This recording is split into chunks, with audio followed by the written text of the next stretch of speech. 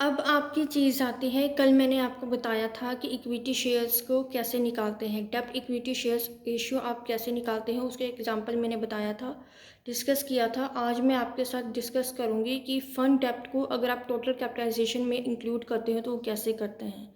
सबसे पहले ये रेशियो जो होता है ये एक लिंक कनेक्ट करता है बॉन्ड का। वो लिंक आपका जो होता है लॉन्ग टर्म फंड्स के साथ होता है, और ये आउटसाइडर से इसका लिंक कनेक्ट होता है, और लॉन्ग टर्म फंड्स इसके अंदर जितने भी अवेलेबल होते हैं वो बिजनेस के अंदर इसके काउंट होते हैं। और ये रेशियो जो है आपके टू वर्ड्स में आती हैं। पहली इसके डेप्ट, फंड डेप्ट इसके अंदर पहली चीज़ आती है। दूसरी चीज़ इसके अंदर टोटल कैपिटलाइजेशन फंड डेप्ट इसके अंदर आता है। जो आपकी टोटल कैपिटलाइजेशन फंड डेप्ट होती है वो किसके, दोनों चीज़ें आपकी किसके इक्वल बैठेंगी सारी की सारी, डिबेंचर्स, मॉन्टेनियस loss, other long term bonds etcetera. जो आपकी टोटल कैपिटलाइजेशन होती है दूसरी तरफ वो आपकी किसके इक्वल बैठेगी, इक्विटी शेयर्स कैपिटल के इक्वल बैठेगी, plus preference shares capital, plus reserves and surplus, plus other undistributed reserves, plus debentures, plus मॉन्टेनियस loss, plus bonds and other long term loans. ये सारी चीज़ें आपके टोटल कैपिटलाइजेशन के अंदर आपकी इंक्लूड होंगी। जो आपका फंड डेप्ट होता है उसको अगर आप टोटल कैपिटलाइजेशन रेशियो को कन्वर्ट करना चाहते हो, उसमें अगर आप लेके आना चाहते हो तो आपका एक फार्मूला लगता है। वो फार्मूला आपका क्या चीज़ होता है, फंड डेप्ट upon total capitalization into 100 means multiply by 100। ये फार्मूला लगता है आपका टोटल कैपिटलाइजेशन रेशियो निकालने के लिए। अब इसके एक एग्जांपल, जैसे पिछले एग्जांपल्स में आपने लाइबिलिटीज़ ली थी, सेम इसमें भी आपने लाइबिलिटीज़ शो करनी है आपने। लेकिन उसमें एक चीज़ दिखाई थी कि उसमें आपके जो शेयर्स लिए गए थे वो 100 रुपीज़ से मल्टीप्लिकेशन में लेकर आए थे उसको। हर शेयर्स आपके 100 रुपीज़ ईच लगे थे और उसका मल्टीप्लाई करके आपके रुपीज़ में वो डिजिट काउंट हो गई थी। सेम इसमें करना है, बस फ़र्क इतना है कि इसमें आपने हर शेयर्स आपने 10 रुपीज़ के ईच अकॉर्डिंग आपने लेने हैं। मीन्स जितनी डिजिट्स आप उठाओगे उसको आप 10 रुपीज़ से काउंट करोगे शेयर्स को। सपोज आपने इक्विटी शेयर्स आपने 50,000 लिए हैं, तो वो ईच शेयर्स आपके कितने अकॉर्डिंग बैठेंगे, आपके 10 रुपीज़ के अकॉर्डिंग बैठेंगे। अगर आपने प्रेफरेंस शेयर्स आपने 20,000 लिए हैं तो ईच शेयर्स आपके वो 10 रुपीज़ के अकॉर्डिंग बैठेंगे। जनरल रिजर्व्स की डिजिट आप कितनी लोगे, शेयर प्रीमियम की आप डिजिट कितनी लोगे, प्रॉफिट एंड लॉस अकाउंट की आप डिजिट्स कितनी लोगे, वो सारी चीज़ें इसमें काउंट होंगी। डिबेंचर्स, मॉन्टेनियस loans, sundry creditors and bills payable, ये सारी चीज़ें इसके अंदर काउंट होंगी। अब इसको सॉल्व हम कैसे करेंगे, इन सारी चीज़ों को। इक्विटी शेयर सपोज आपने 50,000 रुपीज़ लिए हैं, 50,000 आपने शेयर्स उठाए हैं इसके। अब इसको आप कैसे रुपीज़ में लेकर आओगे, एक शेयर आपका 10 रुपीज़ के अकॉर्डिंग आपने सपोज लिखा है, तो उसको आप मल्टीप्लाई करोगे 50,000 को 10 से, तो आपका 5 लाख शेयर्स आपके वो बैठ जाएंगे रुपीज़ में।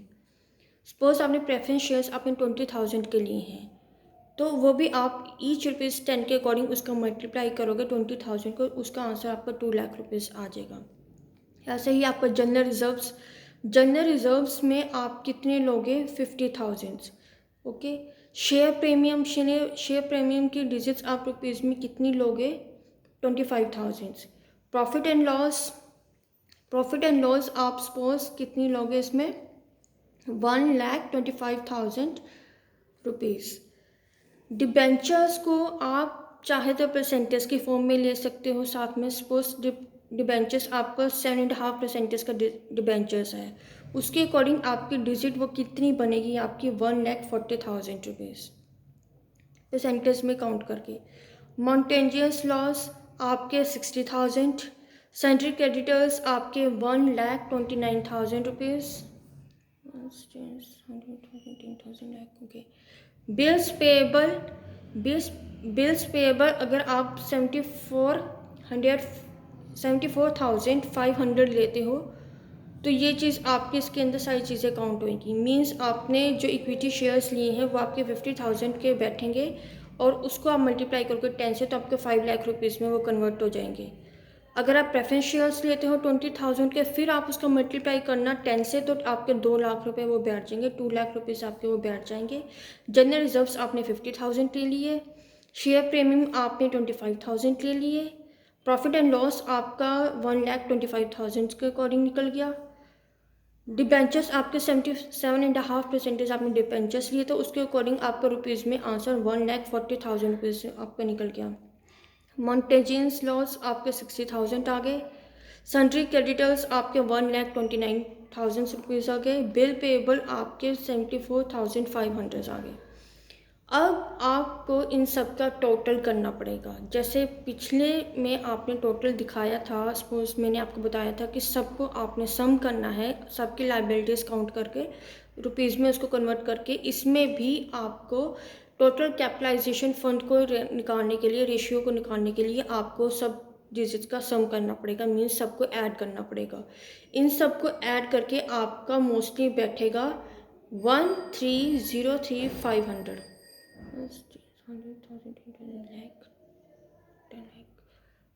13,303,500 इसका ये टोटल सम इसका बैठेगा 1,303,500, ये इसका टोटल सम बैठेगा इतना। अब इसका एक और सोल्यूशन निकलता है, इसका फंड डेब्ट टू टोटल कैपिटलाइजेशन रेशियो, जो ऊपर एग्जांपल लगाया था।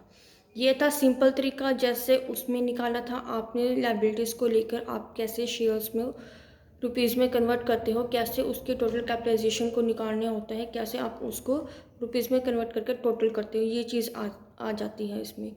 अगर आपका फॉर्मूला लगा के करना है तो आपका जैसे फॉर्मूला क्या लगेगा इसमें, फंड डेब्ट टू टोटल कैपिटलाइजेशन रेशियो निकालने के लिए इसके अंदर आपका इक्वल टू करके फंड डेब्ट upon total capitalization into 100, means multiply आप 100 से करोगे। आपके फंड डेब्ट सपोज कितने इक्वल बैठेंगे, आपके सपोज आपने डिबेंचर्स लिए हैं, डिबेंचर्स को आपने किस में लिया था, आपने परसेंटेज के अकॉर्डिंग आपने उसको शो किया था, 7.5 डिबेंचर्स आपने लिए थे, वो चीज़ आपकी इसके अंदर इंक्लूड हो जाएगी, प्लस मॉन्टेजियस लोन्स। अब मॉन्टेजियस लोन्स आपके कितने बैठे थे, 1,40,000 रुपीज़, ये आपके मॉन्टेजियस लॉस बैठे थे, प्लस आपकी डिबेंचर्स आपके बैठे थे 1,40,000 रुपीज़, आपके डिबेंचर्स बैठे थे 7.5 डिबेंचर्स के अकॉर्डिंग रुपीज़ में उसको कन्वर्ट करने के लिए आपके 1,40,000 बैठे थे। मॉन्टेजियस लॉस आपके कितने हुए थे, आपके 60,000। तो अब इनको आपने क्या किया, प्लस कर दिया, प्लस करके इसकी कैलकुलेशन कर दी, तो आपके वो 2 लाख के अकॉर्डिंग इसके वो बैठ गए।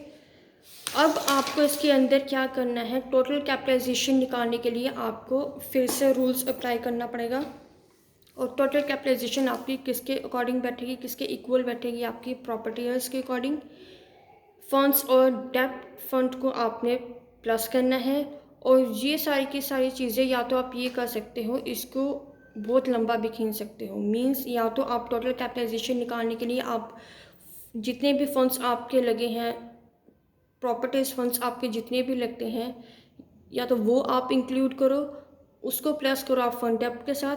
या फिर आप क्या कर सकते हो, इसमें फॉर्मूला क्या टोटल कैपिटलाइजेशन का निकालने के लिए क्या इंक्लूड कर सकते हो, आप इक्विटी शेयर्स कैपिटल आप ले सकते हो, प्लस में प्रेफरेंस शेयर्स कैपिटल जितनी भी उसकी डिजिट्स लगती हैं, जनरल रिजर्व्स में आपकी जितनी लगी है, शेयर प्रीमियम में आपके जितनी लगी हैं डिजिट्स वो, प्लस आपके डिबेंचर्स 7.5% के अकॉर्डिंग जितने भी आपके डिजिट्स बैठेगी वो, प्लस मॉन्टेजियस लॉस, प्लस P&L अकाउंटेंसी के अकॉर्डिंग आप ये चीज़ डिजिट्स आप लेकर इन्हें पूरा काउंट कर कर आपके टोटल कैपिटलाइजेशन आपकी वो निकल आएगी। मीन्स डिजिट्स में कौन कौन सी बैठेंगी आपकी, means 5 lakh, 2 lakh, plus 50,000, plus 25,000, plus 1,25,000, plus 1,40,000, plus 60,000, और इक्वल टू इन सब को करके आपका कितना बैठेगा, 11 लाख, 1,000, 10,000 लाख, यस 11 लाख इसका आपका आंसर बैठेगा। अगर आपने फॉर्मूला लगाना है, ये सब तो आपने प्लस करके लगा लिया। अगर आपने मल्टीप्लिकेशन करना है इसका 100 के साथ, डिवाइड एंड मल्टीप्लिकेशन दोनों करनी है, तो आपने जो आपकी फंड डेप्ट आपकी जितनी भी है, सपोज आपकी 2 लाख है, 2 लाख को आपका फंड डेप्ट हो गया, अपॉन में इसका आप क्या लेकर आओगे, इसका जो फॉर्मूला इसका लगना था आपका टोटल कैपिटलाइजेशन। टोटल कैपिटलाइजेशन आपका कितना निकला है, आपका 11 लाख। तो उस 11 लाख को आप अपॉन में लेकर आओगे, मीन्स डिवाइड होएगा आपका निचला हिस्सा, और फिर साइड में आप उसको मल्टीप्लाई करोगे 100 से। सारी की सारी कैलकुलेशन करके आपका आंसर बैठेगा 18.18%। टोटल कैपिटलाइजेशन को निकालने के लिए पहले आपको सारी चीज़ें प्लस करनी पड़ेंगी, फिर उसके बाद आपको वो डिवाइड में जो आपका आंसर निकलेगा टोटल कैपिटलाइजेशन का, उसको आपने फिर उस डिजिट्स को आपने डिवाइड में नीचे लेकर आना है, फिर उसका मल्टीप्लाई करना है 100 से, तो सारी की सारी डिजिट्स निकाल के आपके वो आंसर आ जाएगा। ये है आपका फंड डेप्ट टू टोटल कैपिटलाइजेशन रेशियो का फॉर्मूला, कैसे आप यूज़ कर सकते हो। ओके, अब आपकी आती है एक और फार्मूला, मैं आपको बता देती हूँ। I will discuss it later on, but मैं थोड़ी थोड़ी चीज़ें आपको डिस्कस कर देती हूँ। अगर आप फिक्स एसेट्स निकालने के लिए, फिक्स एसेट्स को अगर आप नेट वर्थ रेशियो निकालना चाहते हो, या फिक्स एसेट्स आप प्रॉपर्टीज फंड्स में कन्वर्ट करना चाहते हो, उसका आंसर आप निकालना चाहते हो, तो फार्मूला आपका कौन सा लगेगा। फिक्स एसेट्स को अगर आप नेट वर्थ रेशियो में कन्वर्ट करना चाहते हो, उसमें उसका आंसर लेके आना चाहते हो, तो उसका फार्मूला लगेगा fix assets multiply by depreciation after depreciation, means fix assets का फार्मूला आपका लगेगा फिक्स एसेट्स ब्रैकेट में आपका आफ्टर डेप्रिसिएशन, डेप्रिसिएशन करने के बाद जो आपकी डिजिट बनेगी वो अपॉन में आपका शेयर होल्डर फंड्स, जितने भी आपके शेयर होल्डर्स में फंड्स की डिजिट आपकी वो आएगी, वो चीज़ इसका फॉर्मूला इसके अंदर लगेगा। एग्जांपल के तौर पर, अगर आपकी depreciation value book assets fixed है, वो किसके रुपीज़ में अकॉर्डिंग है, 4 लाख, और आपके शेयर होल्डर फंड्स आपके कितने हैं, वो भी आपके 4 लाख में है। दोनों के दोनों आपके फिक्स्ड हैं, वैल्यूज़ आपकी दोनों की फिक्स्ड है, डेप्रिसिएशंस की भी और फिक्स शेयर होल्डर फंड्स की भी, दोनों की वैल्यूज़ फिक्स्ड है। लेकिन इसको अगर आप नेट वर्थ में लेकर आना चाहते हो, परसेंटेज की फॉर्म में अगर आप लेके आना चाहते हो उसको, तो आपको इसको कटिंग करनी पड़ेगी। कटिंग इन द सेंस कि आपको डिवाइड इनटू मल्टीप्लिकेशन करना पड़ेगा। पहले आपकी जो डिजिट्स हैं, डेप्रिसिएशन की जो डिजिट्स है 4 लाख, और जो आपकी शेयर होल्डर की डिजिट्स हैं वो आपको दोनों लेनी पड़ेगी, means 4 lakh upon 4 lakh multiply by side में 100, तो उसको आप कटिंग कर करके जितनी भी आपके वो डिजिट बैठेगी, तो आपकी वो 100% आ जाएंगी, आपका वो परसेंटेज में आंसर निकल जाएगा। ये सिंपल फार्मूला होता है फिक्स एसेट्स को अगर आप नेट वर्थ रेशियो में लेके आना चाहते हो, या उसको आप प्रॉपर्टीज फंड्स रेशियो में आप लेके आना चाहते हो, तो उसके सिंपल फार्मूला बैठता है ये। That's it. बाकी मैं आपके साथ डिस्कस करूँगी कल।